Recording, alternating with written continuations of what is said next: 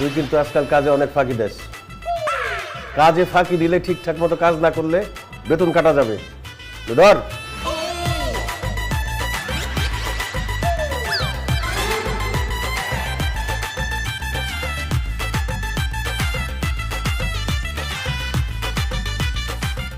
সকিনা, জি বড় মিয়া।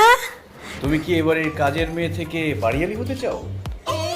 অবশ্যই হইতে চাই, কিন্তু আমি কাজের মেয়ে থেকে বাড়ি এলে কেমনি হবো বড় মিয়া? ওরে ফকিন্নি, স্বপ্নটাও ঠিক মতো দেখতে পারোস না। আমি কে?